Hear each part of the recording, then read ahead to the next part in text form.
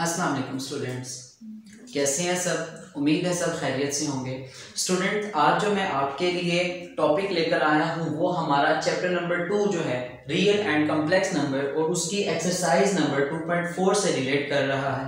और क्वेश्चन हमारे पास जो है वो लॉ ऑफ एक्सपोनेंट को यूज करते हुए हमने इस क्वेश्चन को सिंप्लीफाई करना है। क्वेश्चन आपके पास लिखा हुआ है 243 whole raised to power -2/3, 32 whole raised to power -1/5 over square root 196 whole raised to power -1। तो स्टूडेंट, इस क्वेश्चन को जब हम सॉल्व करेंगे तो ये आपके पास जितनी भी टर्म्स हैं इसमें पहली टर्म जो है वो 243, हमने इसका एलसीएम अप्लाई किया और ये आपके पास 3 की पावर 5 टाइम्स आता है।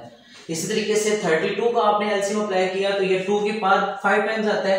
इसी तरीके से 196 का हमने एलसीएम लिया तो ये आपके पास जो है इसके फैक्टर्स में 2 multiplied by 2 multiplied bye 7 into 7 आता है। तो इसको हम जब सिंप्लीफाई में लिखेंगे तो 243 का एलसीएम आपके पास 3 की पावर 5 टाइम्स आ रहा है। इसको हम लिखेंगे 3 multiplied by 3 multiplied by 3 multiplied by 3 multiplied by 3 whole raised to power -2/3 into 32 आपके पास जो है 2 की पावर 5 टाइम्स आ रहा है। इसको भी आप लिखोगे 2 multiplied by 2 multiplied by 2 multiplied by 2 multiplied by 2 और whole raised to power -1/5 over जो आपके पास 196 का एलसीएम आ रहा है। ये आपके पास चार फैक्टर्स हैं, इनमें आप 2 मल्टीप्लाइड बाय 7 इस तरह से लिख लो और इसी तरीके से 2 मल्टीप्लाइड बाय 7 आप इस तरह से लिख लो और इसकी होल की पावर में आपके पास -1 है। इसके बाद स्टूडेंट्स आपने करना ये है कि आपने इस पावर को देखना है। इसके डिनोमिनेटर में 3 लिखा हुआ है तो आप इसको ब्रेक करके इस तरह से लिख सकते हो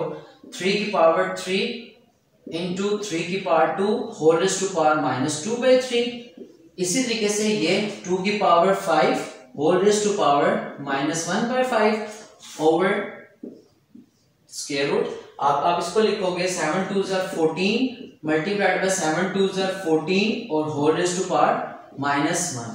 अब स्टूडेंट्स आपने ये करना है कि ये जो आपके पास एक्सपोनेंट है आपने इनको इन टर्म्स के ऊपर सेपरेट करना है। ये आ जाएगा 3 की power 3 whole raised to power -2/3। इसी तरीके से 3 की power 2 whole raised to power -2/3 और इसी तरीके से ये 5 इस 5 से कट जाएगा। ये आपके पास आ जाएगा 2 की पावर -1 ओवर स्क्वायर रूट ये आपके पास आ जाएगा 14 और होल रेज़्ड टू पावर -2। चूंकि आप 14 का स्क्वायर बन रहा था ऊपर -1 है तो ये आपके पास -2 हो जाएगा। अब ये 3 इस 3 से कट जाएगा। ये आप लिखोगे 3 की पावर -2 इंटू यहाँ पर ये आपके पास आ जाएगा 3 की पावर -4/3 इंटू 2 की पावर -1 ओवर इसको आप स्क्वायर रूट में इस पावर को पॉजिटिव करोगे तो ये आप लिख सकते हो 1/14 का होल स्क्वायर। अब आपने ये करना है स्टूडेंट्स कि ये जितनी भी आपके पास पार्ट्स हैं ये नेगेटिव हैं, आपने इन पार्ट्स को पॉजिटिव बनाना है। तो अब इसको आप लिखोगे 1/3 का स्क्वायर इंटू 1/3 की पावर 4/3 इंटू 1/2। इसी तरीके से आपके पास डिनोमिनेटर में जो लिखा हुआ है वो आपके पास 1/स्क्वायर रूट 14 स्क्वायर इस तरह से आप कर दो। ये स्क्वायर रूट से कट जाएगा 1 ये आपके पास आ जाएगा 3 3 9 इंटू 1/3 की पावर 4/3 इंटू 1/2 इसके साथ डिवाइड हो रहा है आपके पास 1/14 तो ये आपके पास फर्दर स्टेप में आ जाएगा 1/9 इंटू 1 इसमें 3 की पावर 4 अलग कर लिया और होल की पावर 1/3 सेपरेट कर ली इंटू 1/2। जब इसको मल्टीप्लाई में कन्वर्ट करोगे ये आपके पास आ जाएगा 14/1। इसके बाद आपने इस 2 को 2 1 2 तो 7 14 इस 2 को 14 से कैंसिल आउट कर दिया तो ऊपर आपके पास आ जाएगा 7 और नीचे आपके पास आ जाएगा 9। अब आप देखो कि ये 3 की power 4 whole raised to power 1/3 लिखा हुआ है तो इसका मतलब है 3 की पावर 4 को हम 3 की पावर 3 इंटू 3 की पावर 1 में सेपरेट कर सकते हैं। क्यों ना कि हमने लॉ ऑफ एक्सपोनेंट में पढ़ा है कि अगर आपके पास बेसिस सेम हो तो एक्सपोनेंट को ऐड करके लिखा जा सकता है। यानी आपके पास जो लिखा हो a की पावर m और a की पावर n तो इसमें आपके पास बेसिस जो है वो a है और एक्सपोनेंट आपके पास अलग है। तो आप क्या करोगे जब बेसिस सेम हो एक्सपोनेंट अलग हो तो आपने लॉ ऑफ एक्सपोनेंट में हमने पढ़ा है कि इसमें पार्ट जो है वो ऐड हो जाती है। तो इसी तरीके से ये आपके पास नेक्स्ट आ जाएगा 7/9 इंटू आप क्या करो इस इन दोनों टर्म्स के ऊपर इस एक्सपोनेंट को सेपरेट कर दो, 3 की power 3 whole raise to power 1/3 अलग हो जाएगा और 3 के ऊपर 1/3 अलग हो जाएगा। यहाँ से ये 3 से कट जाएगा, ये आ जाएगा 7/9 3 are 27 और ये आपके पास एक्सपोनेंशियल फॉर्म में लिखा हुआ है 3 होल रेज़ टू पावर 1/3। इसको अगेन आप जो है वो रेडिकल फॉर्म में लिख सकते हो, ये आ जाएगा 27 और आपने रेडिकल सिंबल लगाना है 3 और इसका इंडेक्स भी आपके पास 3 आ जाएगा। स्टूडेंट इसके बाद एसएलओ बेस्ड जो क्वेश्चन है वो मैंने लिखा हुआ है और ये क्वेश्चन आपके पास है x की पावर p ओवर x की power q whole raise to power p plus q into x की पावर q ओवर x की power r whole raise to power q plus r into x की power r over x की power p whole raise to power r plus p।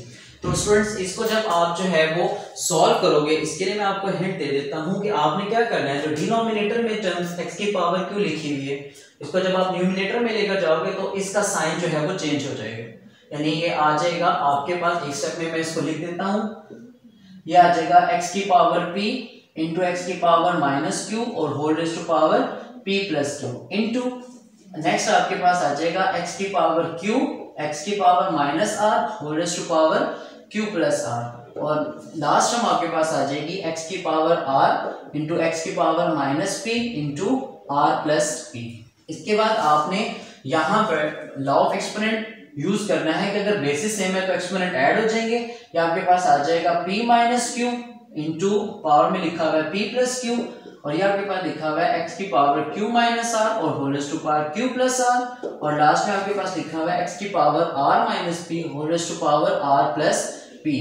तो यहाँ से इसके बाद आप जो है एक आइडेंटिटी यूज करोगे, वो आइडेंटिटी आपने पढ़ी हुई है कि वो आइडेंटिटी आपके पास होती है a plus b into a minus b, जिसको आप लिखोगे a square minus b square. So students ये आपके पास आ जाएगा x की power p square minus q square, x की power q square minus r square, x की power r square minus p square. अब आप लॉ ऑफ एक्सपोनेंट में अगेन अगर बेसिस सेम है तो एक्सपोनेंट ऐड कर लेंगे, ये आ जाएगा x की power p square minus q square plus q square minus r square plus r square minus p square. तो ये आपके पास पॉजिटिव नेगेटिव में सारी टर्म्स कैंसिल आउट हो जाएंगी और x की power 0 anything power 0 equals to 1 इसका आंसर आ जाएगा।